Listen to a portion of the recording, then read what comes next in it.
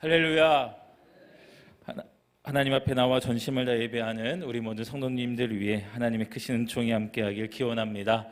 여러분 샬롬 찬양대와 함께 찬양하며 어디든 가든지 두려움 없네라는 고백으로 하나님 앞에 나아갔습니다. 여러분 아멘이십니까? 험난한 길로 나를 인도하실지라도, 사망의 음침한 길로 나를 인도하실지라도 그곳이 주님이 인도하시는 길이라 하면 주저함 없이 믿음으로 그 길을 걸어가는 우리 모두가 되길 간절히 소망합니다. 우리 전후 좌우에 계신 분들과 이렇게 인사하는데, 두려움 없이 주님이 인도하시는 길 함께 갑시다. 두려움 없이 주님이 인도하시는 길 함께 갑시다. 두려움 없이 주님이 인도하시는 길 함께 갑시다. 여러분, 나 혼자 가려고 하면 외롭고 힘든 길이지만 주님이 나와 동행하고 계시기 때문에 그 길은 결코 외로운 길이 아닙니다. 수고하고 무거운 짐진 자들아 다 내게로 오라. 내가 너희를 쉬게 하리라. 나는 마음이 온유하고 겸손하니 내게 와서 배우라라고 말씀을 하셨죠. 주님은 우리와 함께 하시는 분이십니다. 수고하고 무거운 모든 짐들을 주님께 내어 맡기시고 주님의 멍에를 지고 함께 주님이 인도하시는 그 길을 따라 올곧게 걸어가는 우리 모두가 되길 주님의 이름으로 축원합니다. 지난주 여러분의 일상에 기도의 골방을 세워가셨습니까? 굉장히 소리가 적은데요. 우리의 삶 가운데 기도의 골방을 세워가야 된다라고 말씀을 드렸습니다. 나의 가장 귀한 자리에 주님을 영접하며 가장 내밀한 부분을 다 쏟아놓은 공간이 바로 기도의 골방이라고 말씀을 드렸어요. 그 골방의 기도에서 내가 원하는 것을 이루어주시는 것보다 더 본질적인 은혜를 우리에게 부어주신다라고 말씀을 드렸습니다. 바로 되돌려주심의 은혜이죠. 우리가 기도의 골방으로 나아갈 때 하나님은 우리들이 잃고 있었던 주님의 마음을 되돌려 놓아 주십니다. 하나님과 함께 살아가는 그 호흡을 다시 되돌려 놓으십니다. 하나님과 깊은 관계를 맺어가고 있는 그 관계를 다시 되돌려 놓아 주시는 그 자리가 바로 기도의 골방이라고 하는 거예요. 바로 그 은혜를 누릴 수 있음을 들은 우리가 주님이 가르쳐 주신 기도를 하게 되는 것입니다. 이제 다다음 주서부터 본격적으로 이제 우리가 주기도문으로 들어갈 텐데요. 주기도문은 이렇게 시작합니다. 그러므로 너희는 이렇게 기도하라. 하늘에 계신 우리 아버지여 라고 시작을 합니다. 주님은 제자들에게 기도를 가르치시면서 너희는 이렇게 기도하라 라고 말씀을 하셨습니다. 여기서 말하는 너희는 이 누구일까요? 바로 이 앞전 말씀 5절부터 8절에 이르는 이방인과 같이 기도하지 말라라고 하는 말씀을 들은 너희는 이렇게 기도하라 주님은 말씀하셨다는 거예요. 그러면 주님이 가르쳐 주신 기도를 하는 우리들의 마음의 자세, 기도자의 모습은 이미 이 앞선 4절을 통하여 점검하고 그 마음과 모습으로 주님이 가르쳐 주신 기도를 해야 한다는 것을 우리들에게 말씀해 주고 계시는 겁니다.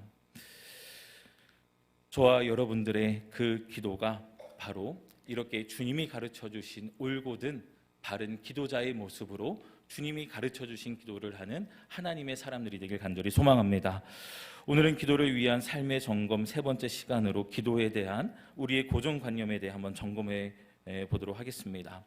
여러분, 막상 기도의 자리로 나아가려고 하다 보면요, 답답하기도 하고요, 내가 무슨 기도를 해야 할지 정말 난감할 때가 있습니다.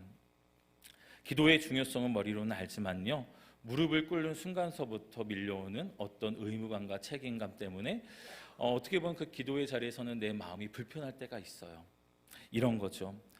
이제 내가 기도를 할 텐데 5분은 해야지 라고 하면서 당찬 포부를 가지고 기도하기 위해 눈을 딱 감았습니다. 5분이 지났겠지 하고 딱 눈을 떴는데 얼마나 지났을까요? 30초가 지난 거예요. 그리고 다시 이제 기도를 합니다. 아직 5분이 안 지났네. 자, 그러면 또 기도를 해야지. 또 기도를 하는데 이제 5분이 됐겠지. 딱 눈을 떴습니다. 3분이 지난 거예요. 여러분들에게는 혹시 그런 모습이 있지 않으셨습니까? 우리들의 그 삶 가운데 이 기도란 것이 어떻게 보면은 우리가 정해놓은 시간과 또 그 기도의 분량을 채워야지만 우리들의 마음의 평안을 그렇게 또 느끼는 것이 우리들의 기도하는 삶의 또 한 단면인 것 같기도 해요. 때로는 내가 이렇게 기도한다고 뭐가 달라질까라고 하는 회의감 가운데 기도의 자리에 나가는 것을 멈출 때도 있습니다. 또 어떤 경우는요, 하나님, 나의 기도의 문이 막혔습니다. 기도의 문을 활짝 열어주실 때까지 나는 이 자리에 있겠습니다라고 하면서 기도의 자리에 나가는 것을 거부하는 분들도 있어요. 여러분, 근데 이런 것을 볼 때에 우리의 기도가 막히는 것, 우리가 우리의 기도를 가로막는 가장 큰 장애물은요, 어떤 외부적인 상황과 여건이 아니라 우리들의 태도, 우리들의 내면 깊은 곳에 자리 잡은 기도에 대한 굳어진 생각들이 바로 우리의 기도의 가장 큰 장애물이다라고 할 수 있습니다. 오늘 본문 마태복음 6장에서 예수님은 산상수훈의 귀한 말씀을 전하시면서 당시 종교사에 만연했던, 그리고 오늘날 우리 안에도 여전히 남아있는 아주 중요한 잘못된 기도의 고정관념을 이제 주님께서는 드러내고 계셔요. 오늘 주시는 말씀을 통해 우리의 기도 생활을 올가매고 있는 율법적인 그 고정관념들을 점검하고 그 고정관념들이 깨어지는 역사가 있게 되길 간절히 소망합니다. 나의 열심과 공로로 하나님의 답을 얻어내려는 시도가 멈추어지고 오직 예수 그리스도의 십자가의 은혜로 열어주신 영광스럽고 자유로운 은혜 보좌 앞으로 나아가는 그 참된 기도의 기쁨이 저와 여러분들의 삶 가운데 온전히 회복되길 간절히 소망합니다.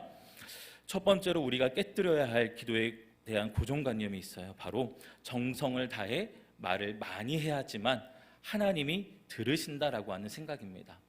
정성을 다해 하나님께 열심히 많은 말을 해야지만 하나님이 들으신다라고 하는 생각이에요.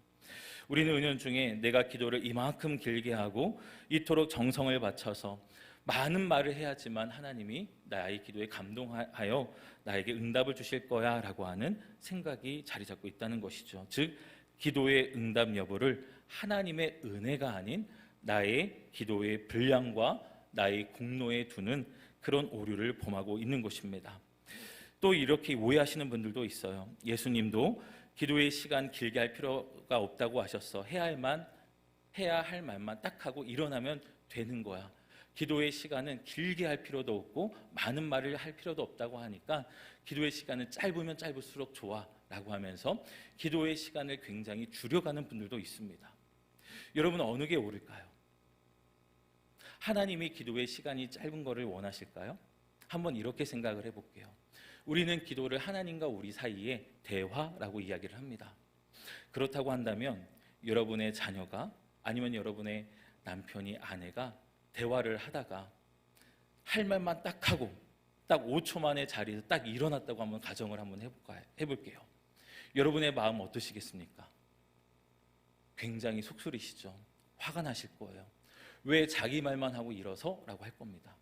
대화는요, 교통입니다. 내가 말을 하면 상대방의 말을 듣는 거예요. 그리고 대화는요, 그 공간이 따뜻한 온기로 채워지는 것이 바로 대화가 되어야 된다는 거예요.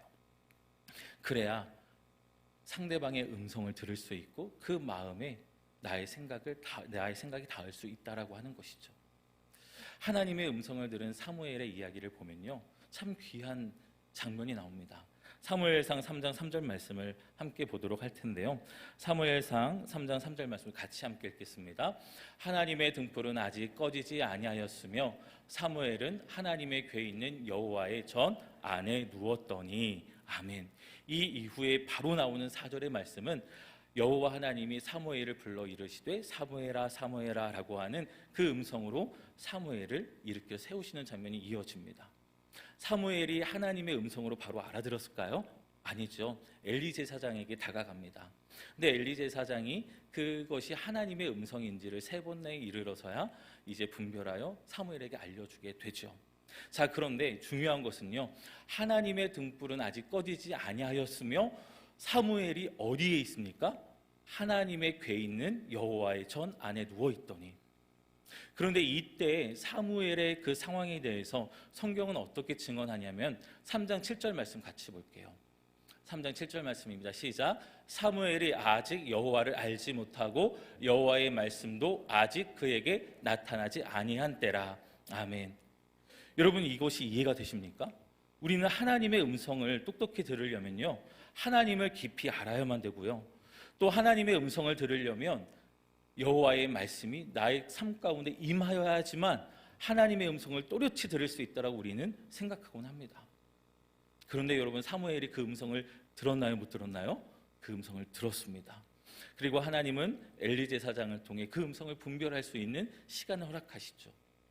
누가 하나님의 음성을 들을 수 있을까라고 했을 때, 하나님의 등불이 꺼지지 않는 하나님의 궤가 있는 여호와의 성전에 머물기를 즐거워하는 사람들이 하나님의 음성을 듣게 되는 줄 믿습니다.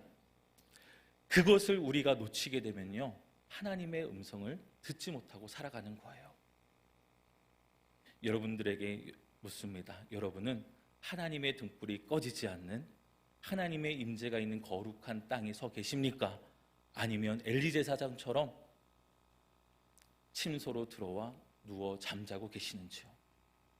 우리는 어쩌면 엘리 제사장처럼 하나님의 등불이 켜져 있는 여호와의 궤가 있는 하나님의 임재 안에 머물기보다 나의 피곤함 때문에, 나의 삶의 어떤 루틴 때문에 그저 침소에 들어와서 영적인 잠을 자고 있음에도 불구하고 하나님의 음성을 듣고자 하는 마음으로 하나님 앞에 설 때가 있다라고 하는 거예요.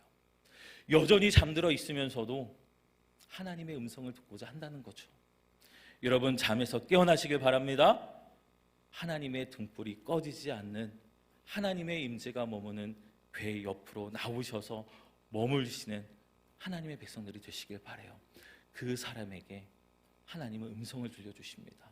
아직 하나님을 깊이 알지 못한다 할지라도, 아직 하나님의 말씀이 임하지 않은 때이다 할지라도 하나님은 그 음성을 들려주심으로 그 사무엘의 삶 가운데 역사하셨던 것처럼 우리들의 삶에 역사하여 주실 줄 믿습니다.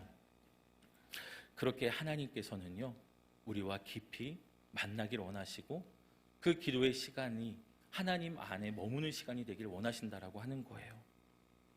여러분, 기도가 대화라고 말씀드렸습니다. 그 대화의 시간에 오래 머무는 것을 하나님은 원하시는데, 그 하나님이 원하시는 그 기도의 시간에 이방인들과 같이 중언부언하지 말라라고 이야기를 하는 겁니다.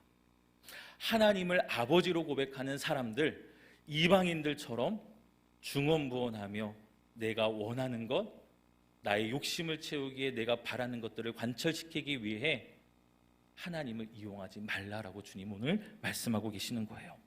오늘 본문 7절에서 예수님은 이방인과 같이 중언부언하지 말라라고 경고하십니다. 여기서 중언부언하다라고 번역된 헬라어 바탈로 게오는요, 의미 없는 소리를 반복해서 내다라는 것을 의미합니다. 당시 이방인들은 자신들의 신을 조종하여 자신들이 원하는 것을 얻어내기 위해 신의 이름을 부르거나 주문을 외우듯 의미 없는 말들을 계속해서 읊조렸다라고 이야기를 해요. 그렇게 하면 신이 지쳐서라도 응답해 주실 것이라 믿었던 것입니다. 때를 쓰는 거죠. 내가 이것이 필요한데 이것을 주옵소서. 내가 이것을 이만큼 하겠으니 이것에 대한 부분을 받으시고 나의 정성에 응답하셔서 나에게 이런 것들을 주옵소서 라고 하면서 강구한다는 거예요. 의미 없는 말들을 나열한다는 거죠. 열왕기상 18장에 갈멜산 전투의 이야기가 나옵니다. 바알 선지자 450명은요 아침부터 낮까지 제단 주위를 뛰놀면서 바알이여 우리에게 응답하소서라고 외칩니다. 근데 바알이 응답이 없자 어떻게 하냐? 그들은 피가 흐르기까지 칼과 창으로 자신을 자해하면서 저녁 소재 드릴 때까지 미친 듯이 떠들어댔다고 성경 기록하고 있습니다. 이것이 바로 기도를 신과의 영적 기싸움으로 여기는 타락한 인간의 본성이라고 하는 거예요.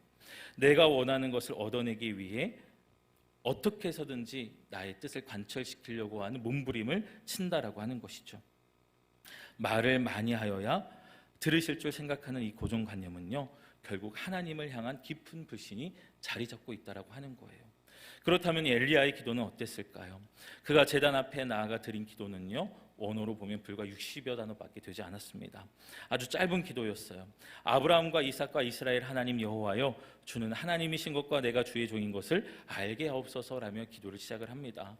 엘리야는 언약의 하나님 그리고 그 언약을 이루시는 그 하나님께 호소하며 언약에 기초한 기도를 하나님께 드리고 있었다라고 하는 것이죠. 그럴 때에 하늘로부터 불이 내려와 하나님의 놀라운 역사를 바라보게 됩니다. 성경은 기도의 응답이 결코 우리의 말의 많음이나 정성에 달려있지 않다고 선포합니다. 우리의 모든 기도의 응답은 예수 그리스도의 보혈의 은혜에 기초한다라고 이야기를 하고 있는 거예요. 히브리서 4장 16절 말씀을 보면 그러므로 우리는 긍휼하심을 받고 때를 따라 돕는 은혜를 얻기 위하여 은혜의 보좌 앞에 담대히 나아갈 것이니라. 아멘. 이런 말씀을 하셔요. 우리의 기도가 응답받는 유일한 근거는요, 나의 웅변술이 아니라는 겁니다. 나의 화려한 언변이 아니라는 거예요. 우리가 응답받는 유일한 근거는요, 예수 그리스도께서 우리들에게 새로운 살 길을 내어주셨기 때문에, 그리고 그 이름으로 기도하기 때문에 하나님께서 나의 삶 가운데 응답하여 주시는 것이 바로 이 기도의 원리라고 하는 것입니다. 여러분, 기도는요, 나의 정성을 밀어넣어 내가 원하는 물건을 뽑아내는 그런 행위가 아니라고 하는 거예요. 내가 얼마나 유창하게 얼마나 오랫동안 기도했는가 불안해하거나 여러분 교만하지 마시길 바랍니다. 하나님은 우리의 청산 유수와도 같은 그 언어를 보시는 것이 아니라 우리들의 마음을 보시는 하나님이십니다. 얼마나 주님을 바라보고 있는가, 얼마나 의도의 순수성을 가지고 주님 앞에 나아가고자 하는가, 그것을 주님은 바라보신다는 거예요. 상하고 통해하는 마음의 중심을 보시는 분이 하나님이십니다. 여러분, 오직 그리스도의 십자가 공로만을 굳게 의지하여 예수 그리스도의 이름에 능력을 주신 그 하나님의 은혜를 의지하며 기도의 응답을 주시는 하나님이심을 굳게 믿고 나아가는 우리 모두가 되길 주님의 이름으로 축원합니다. 두 번째로 깨뜨리시는 고정관념이 있어요. 바로 나의 간절한 기도가 하나님의 뜻을 바꿀 수 있다라고 하는 고정관념을 깨뜨리십니다. 우리는 종종 내 소원을 관철시키기 위해 하나님의 결제 도장을 억지로 받아내는 것을 기도라고 생각하는 경향이 있어요. 8절에서 예수님은 그러므로 그들을 본받지 말라라고 매우 강력하게 명령하십니다. 본받지 말라라고 하는 것은요, 신을 내가 원하는 대로 통제하고 조종하려고 하는 이방인들의 악한 내면적 성향과 본성을 거부하라는 것입니다. 이방인들이 신을 섬기는 것처럼 나를 그렇게 섬기지 말라는 거예요. 이방인들이 신을 믿는 것처럼, 자신들의 신을 믿는 것처럼 똑같이 나를 믿지 말라라고 하는 겁니다. 우리의 기도를 받으시는 분은요, 맹목적인 통제의 대상이 아니라 무한히 선하신 아버지이시기 때문에 우리가 주님 앞에 나가게 될 때에 우리가 주님을 설득하기 위해서 나가는 것이 아니라 우리가 설득되기 위해 나가는 것이 기도의 자리라고 하는 거예요. 여러분, 이렇게 생각해 보면 기도가 너무 어렵다라고 생각하시는 분들이 있을 것입니다. 그런데 여러분, 모든 것을 가지고 주님 앞에 나오는 겁니다. 나의 원함, 나의 욕심, 나의 생각, 나의 그 모든 것들을 가지고 기도의 골방에서 다 쏟아놓는 거죠. 저는 우리 엘림의 교우들의 기도가 기도의 자리에서 변화되어져 가는 은혜를 누리는 기도가 되길 간절히 소망합니다. 여러분, 진짜 기도가 변한다니까요. 이거는 제가 체험적으로 말씀드릴 수 있어요. A를 기도하며 나아갔는데 주님은 전혀 다른 C의 기도를 하게 하시는 거예요. 그러면서 결국 무엇을 이루시냐? 내가 원하는 뜻보다 하나님의 더 놀라우신 뜻이 삶 가운데 이루어지는 것을 경험했습니다. 여러분, 나의 기도를 끝까지 고집하며 관철시키려는 기도가 아니라 기도의 자리에서는요, 나의 뜻이 변하여 하나님께 설득되는 자리라고 하는 거예요. 하나님을 설득시키는 기도 자리가 아니라 저와 여러분이 하나님께 설득되는 기도의 자리가 되길 간절히 소망합니다. 다윗이 이러한 기도의 영성을 보여줘요. 사무엘하 12장을 보면 다윗은 밧세바와 사이에 태어난 아이가 몹시 앓게 됩니다. 죽을 병이 걸려요. 이제 선지자 나단이 와서 그 아이가 죽게 될 것이라고 말씀하십니다. 다윗의 부정한 것에 대한 하나님의 심판이죠. 자, 그런데 7일 만에 아이가 죽고 맙니다. 이방인의 고정관념을 가졌다면 이렇게 이야기했을 거예요.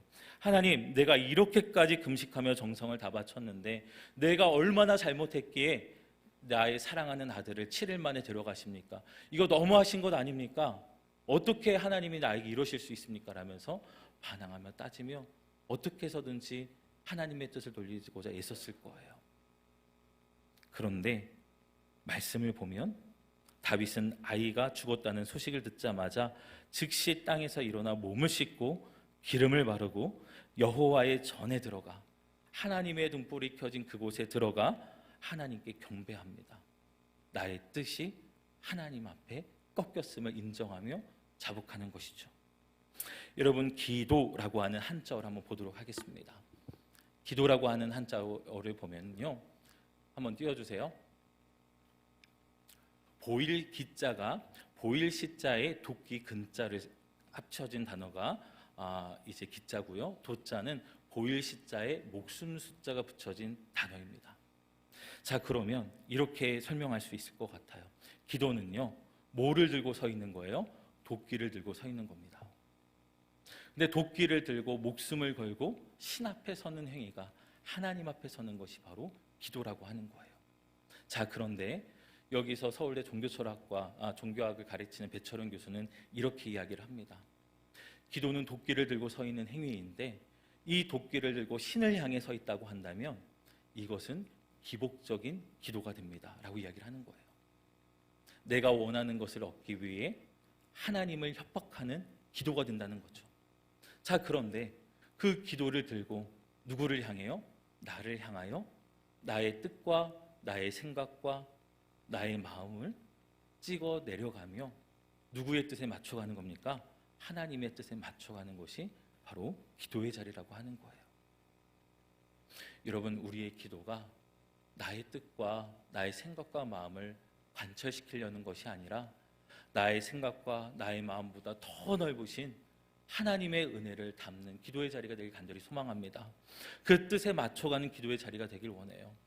여러분의 생각과 마음과 뜻이 도끼로 찍어지고 하나님이 원하시는 기준에 합하여 다듬어지는 그 시간이 바로 우리의 기도의 시간이 되어야 한다는 것입니다. 그렇기 때문에 기도는 교만한 내 뜻을 꺾고 깎아내어 하나님의 온전하신 뜻에 맞추어가는, 다듬어가는 과정이라고 할 수 있어요. 당장 응답이 없는 것 같고 내 뜻대로 되지 않아 답답할지라도 나보다 나를 더 잘하시는 하늘 아버지를 신뢰함으로 내 뜻을 하나님의 뜻에 맞춰가는 기도가 되길 간절히 소망합니다. 그래서 오늘 이후에 이루어지는 주님이 가르쳐 주신 기도는요, 우리들의 기도의 모본이에요. 이 기도를 모본으로 삼고 너희들의 기도를 어떻게 하라는 겁니까? 제단에 가라는 겁니다.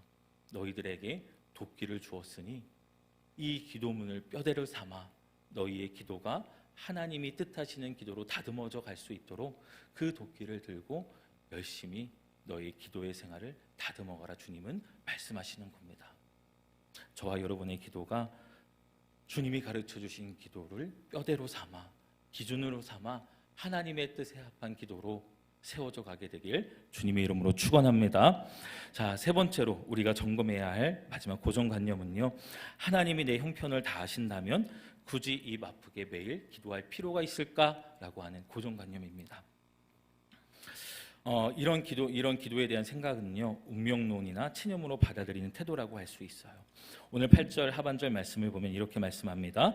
구하기 전에 너희에게 있어야 할 것을 하나님 너희 아버지께서 아시느니라. 아멘.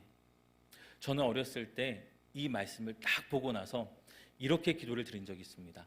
하나님 다 아시죠? 예수님의 이름으로 기도합니다. 아멘. 얼마나 간단해요. 내가 구해야 될 것을 다 하나님이 아시는데 내가 굳이 기도할 필요가 없다고 하셨잖아요. 저는 주님이 하신 말씀에 순종합니다. 하나님이 다 아시니까 예수님의 이름으로 기도합니다. 아멘. 여러분, 그렇게 기도해 보신 적이 있으세요? 없으세요? 있다고 하시는 분이 몇 분 계시네요. 그런데 여러분, 에스겔 36장 말씀을 보면 하나님이 우리들의 구하는 것을 이미 다 아시는 것과 성도의 기도가 어떤 관계를 맺어야 되는지 아주 명확하게 나와 있습니다. 하나님은 바벨론 포로로 잡혀간 이스라엘 백성들을 향해 맑은 물을 뿌려 정결하게 하고 굳은 마음을 제거하며 새 영을 주어 풍성하게 회복시키겠다는 놀라운 말씀을 선포하셨어요. 하나님은 이스라엘의 필요를 하셨고 이미 회복을 다 계획하셨습니다. 그리고 언약의 말씀을 주셨어요. 하나님이 언약의 말씀을 선포하셨다는 것은요, 그것을 이루시겠다는 거예요? 아니면 안 이루시겠다는 거예요?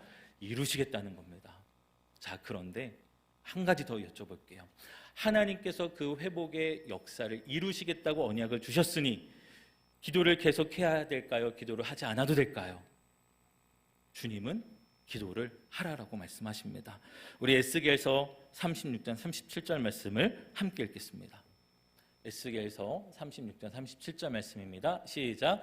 주 여호와께서 이같이 말씀하셨느니라.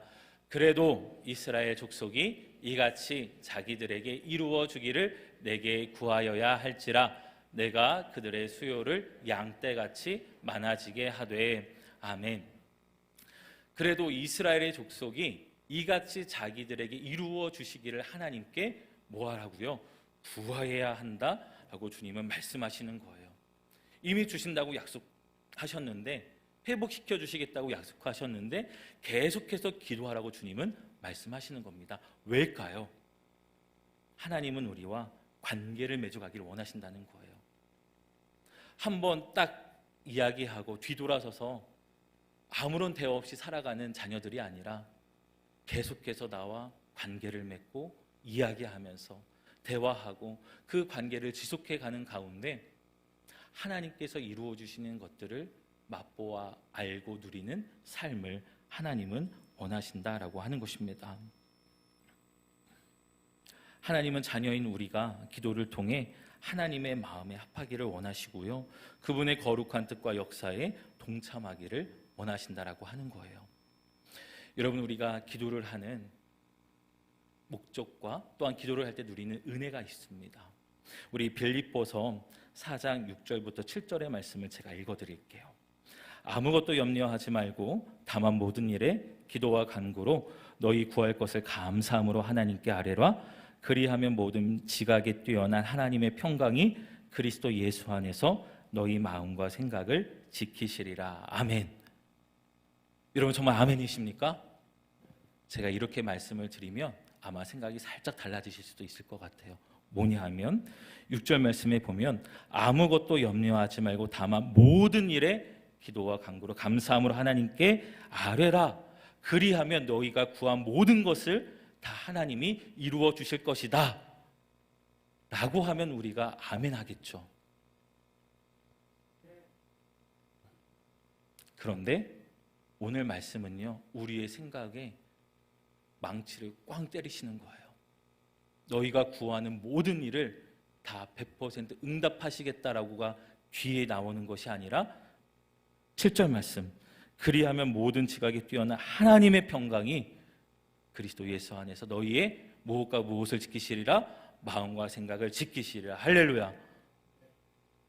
마음과 생각을 지켜주시는 은혜가 기도를 통해 우리들에게 부어주시는 하나님의 말할 수 없는 귀한 선물이다라고 주님은 말씀하시는 거예요. 그 마음과 생각을 지켜주시면 하나님이 어떤 은혜를 부어주셔도요, 감사가 고백이 되어집니다. 그 마음과 생각을 지켜주시면 사망의 음침한 골짜기를 걸어갈지라도요, 찬양을 부르면서 목자 되신 주님을 따라 그 길을 행복하게 걸어갈 수 있어요. 내 상황과 형편이 아무리 험난한 파고가 몰아치는 상황이라 할지라도요, 내 마음과 생각을 지켜주시는 하나님의 은혜가 있으면 하나님의 은혜를 담는 거룩한 그릇이 내 삶의 준비가 되어집니다. 해결돼서 기쁜 것이 아니라 내 마음과 생각을 지켜주시는 하나님의 은혜가 있어 기쁨으로 걸어가는 것이죠. 사랑하는 여러분, 여러분의 그 기도의 삶 가운데 마음과 생각을 지켜주시는 하나님의 은혜를 충만히 누리시게 되길 간절히 소망합니다.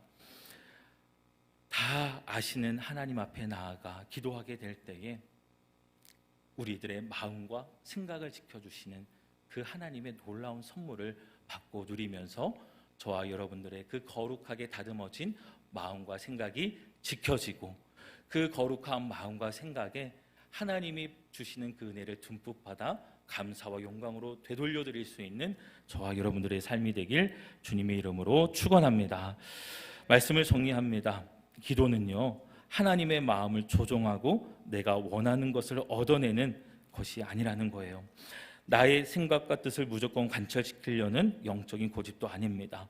다 아신다고 하며 체념해 버리는 영적인 게으름도 아니라는 거예요. 이 모든 율법주의적인 고정관념들을 여러분 다 깨어 부수시길 바랍니다. 기도는 나를 구원하시기 위해 독생자 예수 그리스도를 십자가에 아낌없이 내어주신 하나님 아버지의 그 완전한 사랑 안에서 누리는 가장 안전하고 자유로운 교제입니다. 하나님은 여러분과 대화하기를 원하십니다. 이번 한 주 살아가시면서 여러분 기도의 시간을 여러분들의 삶 가운데 늘려가시길 간절히 소망합니다. 하나님은 여러분의 목소리로 여러분들의 삶의 고백을 듣기를 원하시고 여러분들의 목소리로 여러분들의 삶의 고민과 아픔을 다 듣길 원하신다는 거예요. 하나님이 다시 되돌려 놓아주시는 그 놀라운 기도의 응답의 은혜가 여러분들의 삶 가운데 임하길 주님의 이름으로 축원합니다.